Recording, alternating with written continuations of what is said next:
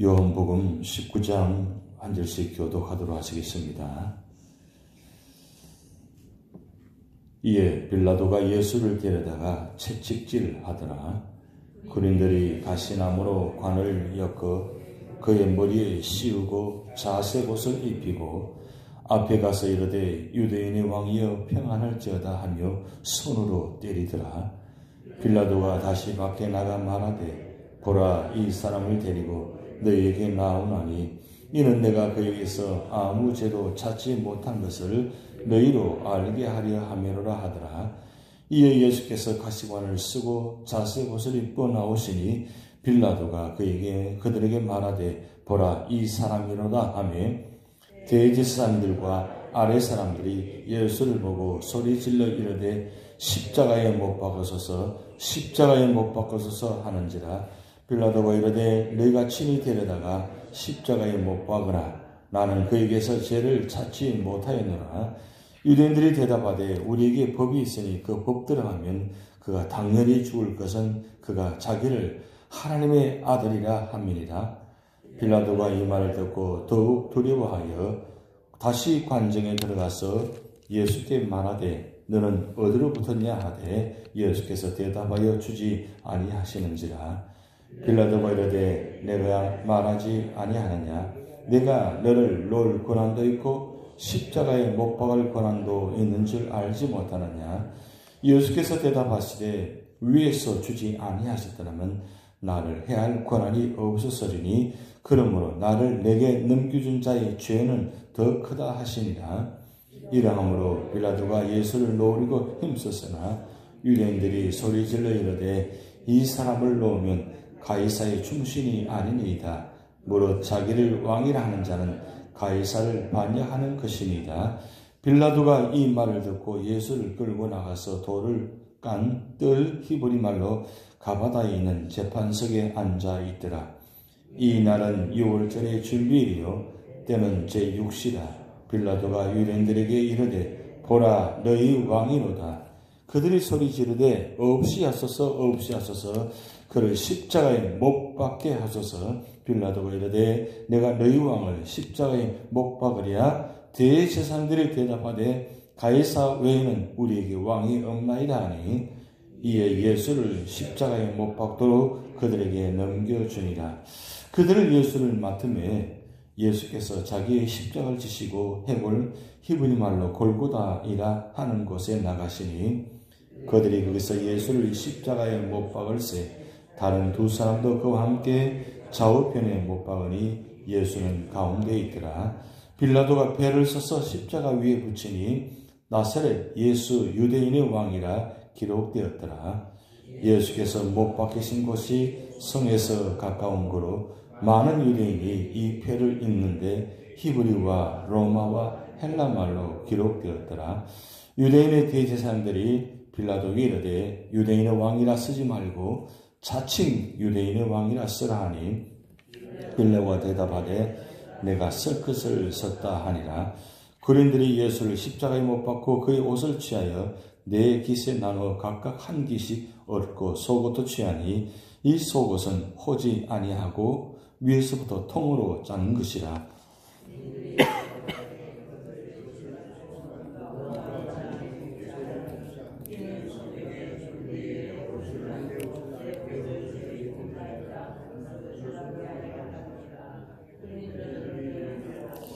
예수의 십자가 곁에는 그 어머니와 이모와 글로바의 아내 마리아와 막달라 마리아가 섰는지라. 예수께서 자기의 어머니와 사랑하시는 제자가 곁에 서 있는 것을 보시고 자기 어머니께 말씀하시되 여자여 보소서 아들이다 하시고 또 그 제자에게 이르시되 보라 내 어머니라 하신데 그때부터 그 제자가 자기 집에 모시니라. 그 후에 예수께서 모든 일이 이미 이루어진 줄 아시고 성경을 응하게 하려 하사 이르시되 내가 목마르다 하시니 거기에 신 포도주가 가득히 담긴 그릇이 있는지라. 사람들이 신 포도주를 적신 해면을 우슬쳐 메어 예수의 입에 대니 예수께서 신 포도주를 받으신 후에 이르시되 다 이루었다 하시고 머리를 숙이니 영혼이 떠나가시니라. 이날은 준비일이라 유대인들은 그 안식일이 큰 날이므로 그 안식일에 시체들을 십자가에 두지 아니하리 하며 빌라도에게 그들의 다리를 꺾어 시체를 치워달라 하니 군인들이 가서 예수와 함께 못 박힌 첫째 사람과 또 그 다른 사람의 다리를 꺾고 예수께 이르러서는 이미 죽으신 것을 보고 다리를 꺾지 아니하고 그 중 한 군인이 창으로 옆구리를 찌르니 곧 피와 물이 나오더라. 이를 본 자가 증언하였으니 그 증언이 참이라. 그가 자기 말하는 것이 참인 줄 알고 너희로 믿게 하려 함이니라. 이 일이 일어난 것은 그 뼈가 하나도 꺾이지 아니하리라 한 성경을 응하게 하려 함이라. 또 다른 성경에 그들이 그 찌른 자를 보리라 하였느니라. 아리마대 사람 요셉은 예수의 제자이나 유대인이 두려워 그것을 숨기더니 2일 후에 빌라도에게 예수의 시체를 가져가기를 구하며 빌라도가 허락하는지라. 이에 가서 예수의 시체를 가져가니라. 일찍이 예수께 밤에 찾아왔던 니고데모도 모략과 침향 섞은 것을 100리터쯤 가지고 온지라. 이에 예수의 시체를 가져다가 유대인의 장례 법대로 그 향품과 함께 세마포로 쌌더라. 예수께서 십자가에 못 박히신 곳에 동산이 있고 동산 안에 아직 사람을 장사할 일이 없는 새 무덤이 있는지라. 이날은 유대인의 준비일이요 또 무덤이 가까움으로 예수를 거기 두니라. 아멘. 우리가 살아가면서 때로는 원치 않은 자리에 또는 원치 않은 또 원망을 들 때가 있고 또 그것으로 인해서 답답할 때가 있습니다. 요한복음 19장을 말씀 보면서 그 예수님 마음이 어떤 마음일까 한번 생각해 본 적이 있습니다. 지금 우리 19장 시작할 때는 이 말씀 보면 예수를 들여다가 채찍질 하더라. 그리고 가시나무로 관을 엮어서 머리에 씌웠다. 그리고 3절 말씀 보면 앞에 가서 이르되 유대인의 왕이 평안할 줄 알며 손으로 때리더라. 지금 말씀으로 창조하신 그 세상을 창조하신 그 하나님 아들 그분이 지금 그 백성들을 구하기 위해서 오신 그분을 그들이 지금 채찍질하고 머리에 관을 씌우고 조롱하며 손으로 얼굴을 때리는 장면이 지금 보이고 있습니다. 그러면 이럴 때 과연 예수님 마음은 어떤 마음이 있을까요? 다시 말씀드리면 만약에 여러분이 그런 일을 당한다면 어떻게 생각할까요?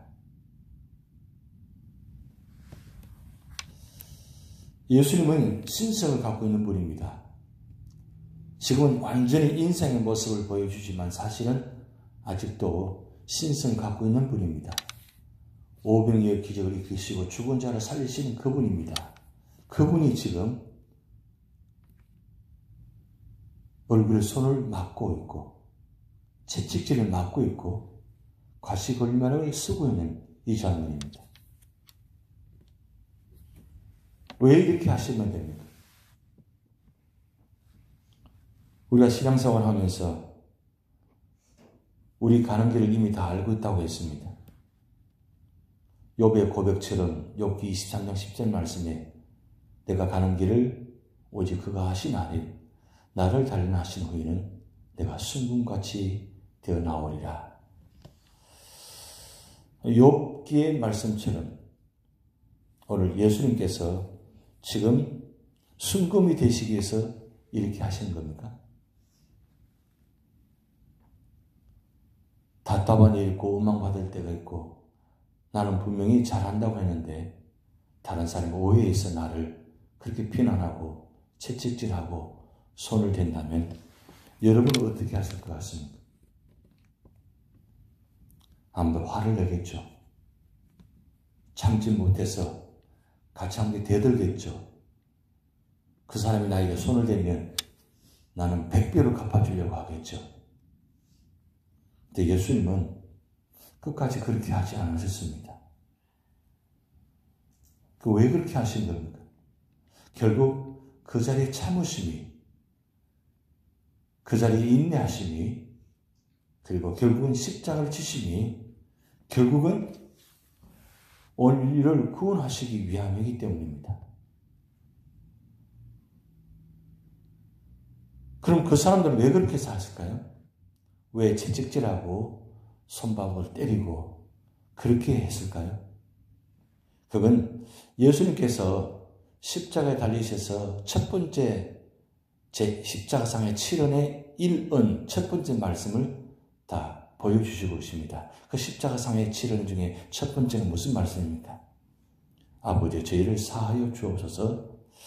자기 하는 것을 알지 못함이니이다. 이게 바로 주님의 마음입니다. 저들이 십자가에 못 박으라고, 없이 하라고, 소리치고, 때리고, 조롱하고, 이런 모습을 바라보시면서 예수님은 그런 마음을 갖고 계셨습니다. 지금 저들이 알지 못합니다. 알지 못해서 잘 몰라서 그렇게 하는 것이다. 저는 이 말씀을 보면서 우리 신앙인의 마음이 그 마음이 되지 않겠나 생각됩니다. 때로는 오해할 일이 있고 때로는 원망할 일도 있고 여러 가지 모습들이 있지만 우리 삶의 자리에 우리는 예수님의 이 첫 번째 마음, 주여, 저들이 알지 못함입니다. 진짜 알면 그렇게 못하죠. 진짜 알면. 그런데 오늘 마태, 마가, 누가복음에 기록되지 않는 요한복음에만 기록되어 있는 이 빌라도의 마음, 빌라도의 생각을 기록해 놓았습니다. 아무튼 예수님 다음으로 빌라도의 이름이 가장 많이 회자됩니다. 우리는 사도행전 할 때마다 빌라도를 이야기합니다. 그래서 이 빌라도는 사실은 예수님 다음으로 유명해진 것입니다. 근데 천추의 한이죠. 그런데 이 요한복음은 빌라도가 가장 잘한 일을 분명히 기록해 놓았어요. 분명히 빌라도를 통해서 예수님 십자가에 못 박게 됩니다. 사형선고를 받은 겁니다. 그런데 빌라도가 모든 것 다 잘못했냐? 아니에요. 잘한 게 하나 있습니다. 잘한 게 하는지 뭔지 아십니까? 오늘 본 말씀에 19절, 20절 말씀을 보시기 바랍니다. 19절, 20절 말씀, 빌라도가 패를 써서 십자가 위에 붙이니 나사렛 예수 유대인의 왕이라 기록되었더라. 20절, 예수께서 못 박힌 곳에 성에 가까운 곳으로 많은 유대인이 이 패를 입는데 히브리와 로마와 헬라 말로 기록되었더라. 자, 여기에 나사렛 예수 유대인의 왕이라 기록되었는데 사도 요한이 분명히 이걸 놓치지 않고 기록해 놓았는데 빌라도가 가장 잘한 일이 뭐냐면 히브리와 로마와 헬라 말로 기록되었다고 그랬어요. 그럼 무슨 뜻이에요? 빌라도가 왜 이 히브리와 로마와 헬라 말로 기록되었을까요? 그 전에 우리가 한 가지 알 일은 분명한 사실은 10절 말씀에 유대인들이 대답하되 우리에게 법이 있으니 그 법대로 하면 그가 당연히 죽을 것은 그가 자기를 하나님의 아들이라 함이니라 하고 난 다음에 그 말을 듣고 빌라도가 이 말을 듣고 더욱 두려워하더라 그랬어요. 그건 무슨 뜻입니까? 이 예수님이 누구인가를 빌라도가 알았다는 겁니다. 그런데 여기서 한 가지 더 나아갔더라면 마음입니다. 저는 마음이. 빌라도가 알았더라면 그 예수를 믿었더라면 얼마나 좋았을까. 아는 거하고 믿는 것 분명히 차이가 있습니다. 우리가 신앙생활 하면서 말씀 볼 때 아는 거하고 믿는 것 분명히 차이가 있어요. 물론 아는 단계를 거쳐서 믿어지겠죠. 그런데 성경 보면 알고 믿는 것이 아니라 믿고 알아진다는 사실이에요. 이게 하나님의 은혜입니다. 이것도 사실 성령께서 역사하셔야 돼요. 근데 한 가지 중요한 사실은 빌라도가 하나님의 아들을 라는 단어를 들었을 때 빌라도가 더욱 두려워하였더라. 그러면 왜 빌라도가 그 예수님 그 십자가 위에 제패의 명령에다가 히브리 말로, 헬라 말로, 로마 말로 쓰거든요. 결국 그들이 진짜 히브리 사람들은 진짜 인정하지 않은 그 예수님을 이 빌라도는 인정했다는 뜻이야. 무슨 뜻이냐? 이 예수는 하나님의 아들이시고 온 민족의 왕이다. 비록 나사렛 예수 유대의 왕이라고 적었지만 결국은 빌라도는 뭐예요?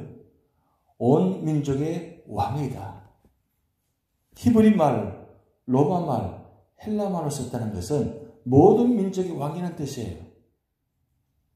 그런데 이 쓴 것을 보고 히브리인들이 그들이 뭐라고 합니까? 자칭 유대의 왕이라고 썼다고 다시 바꿔달라고 합니다. 그런데 오늘 22절 말씀은 빌라도가 대답하여 내가 설 것을 섰다 하리라. 정말 중요한 말이죠. 당연하던 뜻입니다. 당연히 서야 된다는 거죠. 예수님을 인정하고 그리고 이 예수는 모든 민족의 왕이라는 것을 서게 만들었다는 거죠. 그러면 이게 빌라도의 본심이 있는가? 본심이었으면 얼마나 좋겠습니까? 그 본심이었다면 얼마나 좋았겠어요? 빌라도가 우리는 이런 마음 듭니다. 빌라도 전에 우리 가룟 유다 베드로 우리 생각하잖아요. 베드로와 가룟 유다가 두 중에 죄질 따지면 누가 더 죄질이 더 크냐? 일반적으로 우리는 가룟 유다라 그러잖아요. 그런데 사실은 죄질을 따지면 베드로가 더 큽니다. 가룟 유다는 예수님 판 거지만 베드로는 예수님의 저주였거든요. 뭐 판 것과 저주한 것 차이점 뭐겠냐고 이렇게 따진다면 뭐 이유가 많겠지만 근데 중요한 건 이 베드로와 가룟 유다 중에서 결국은 죄질이 더 큰 베드로가 결국은 회개하고 가룟 유다는 회개하지 않았습니다. 근데 만약에 빌라도가 이렇게 십자가에 못 박을 하고 다 내어주고 한 다음에 성경의 한 줄이라도 빌라도가 십자가에 못 박은 죽은 그 예수를 보면서 다 내가 잘못하였더라. 이렇게 한 줄 올라갔다라면 좀 어땠을까 하는 마음이 제 마음에 있는 겁니다. 그렇잖아요? 왜냐하면 예수님은 모든 사람을 구원하기 위해서 오셨는데 그 마지막 죽음의 자리에 그 십자가상의 자리에도 우병강도는 구원받았잖아요. 회개하고 구원받았잖아요. 이게 중요한 대목입니다. 결국 우리 삶의 자리에 그냥 아는 것과 인정하는 것과 믿는 것 분명히 차이점이 있다는 겁니다. 알긴 알아요. 인정할 거 인정해요. 그런데 믿지 않아요. 이게 참 안타까운 사실이죠. 근데 우리가 말씀 볼 때마다 아는 것으로 끝나지 말고 인정하는 것 끝나지 말고 믿으라는 거예요. 그 믿음이 구원에 이르는 겁니다. 아무리 재질이 나쁘다 할지라도 아무리 내가 잘못했다 할지라도 믿고 인정하고 회개하면 받아들이고 우리가 인정해야 되는 겁니다. 이 모습이 중요하죠. 예수님은 마지막 십자가 상에 달려 있으면서 한 영혼을 구원하잖아요. 왜? 예수님 믿으니까 그 자리 구원받을 수 있는 거예요. 근데 사실은 오늘 요한복음 19장의 말씀은 가장 중요한 포인트는 바로 예수님께서 십자가상의 실현 중에 6번째 다 이루었다 이 말씀입니다. 마태, 마가, 누가복음에 기록되지 않았지만 요한사도는 이걸 놓치지 않았습니다. 그래서 오늘 본문에는 3번째, 5번째, 6번째 십자가상의 실현을 기록해 놓았습니다. 근데 가장 중요한 건 다 이루었다.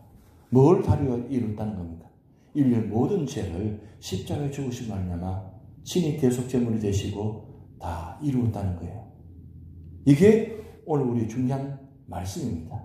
결국 다 이루었다. 이걸 우리가 받아들이고 그 예수님을 인정하고 믿고 그리고 우리 삶의 자리에 나아갈 때 우리 삶의 자리도 다 이루었다. 이게 마지막 구원의 자리입니다. 다 이루었다. 결국 하나님 오늘 또 여러분께 원하시는 모습 그겁니다. 무엇을 하든지 주님 뜻대로 다 이루시는 자리.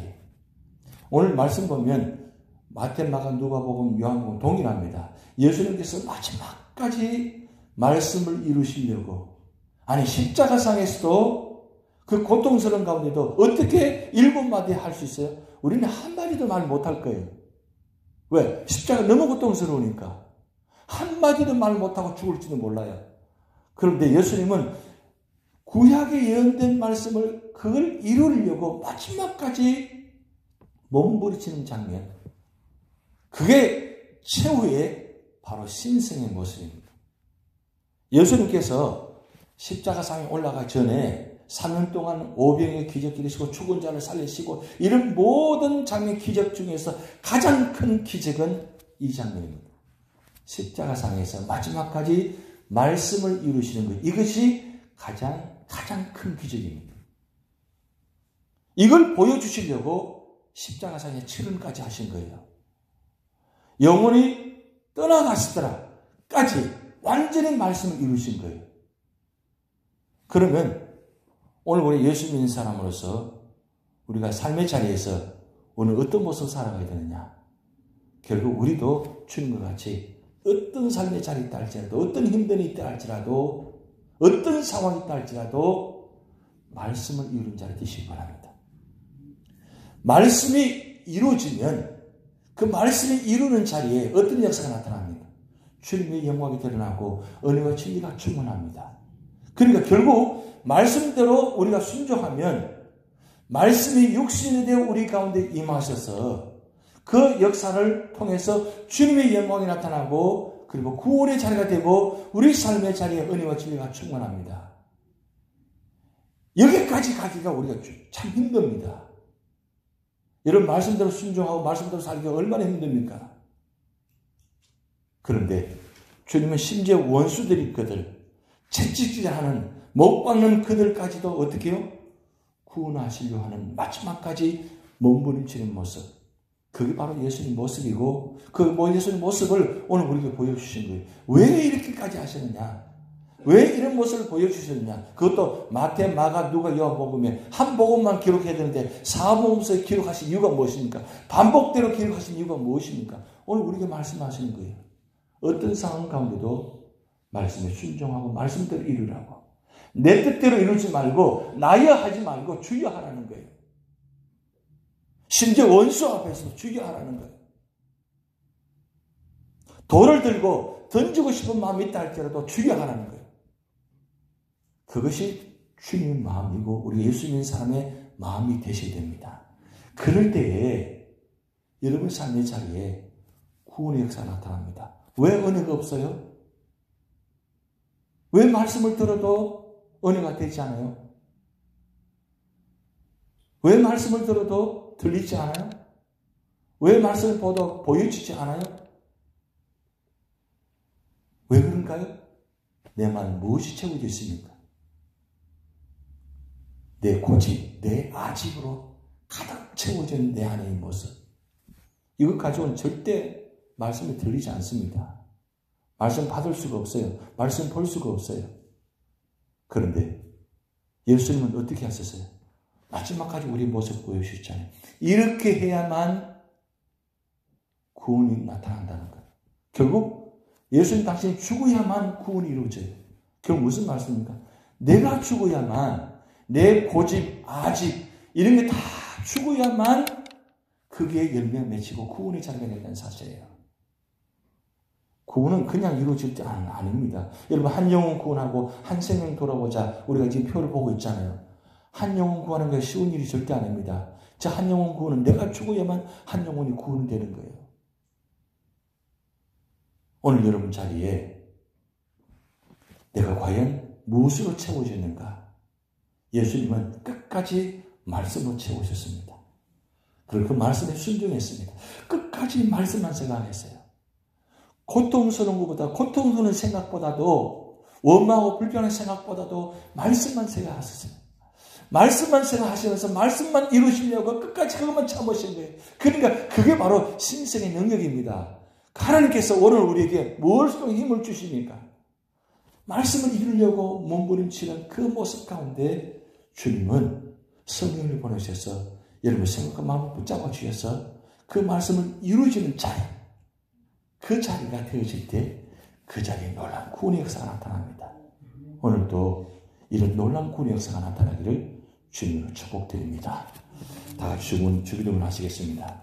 하늘 계신 우리 아버지여, 이름이 거룩히 여김을 받으시오며 나라의 임하옵시며 뜻이 하늘에서 이룬 것 같이 땅에서도 이루어지이다. 오늘날 우리에게 일용할 양식을 주옵시고 우리가 우리에게 죄진 자를 사하여 준 것 같이 우리 죄를 사하여 주옵시고 우리를 시험에 들게 하지 마옵시고 다만 악에서 구하옵소서. 대개 나라와 권세와 영광이 아버지께 영원히 있사옵나이다. 아멘.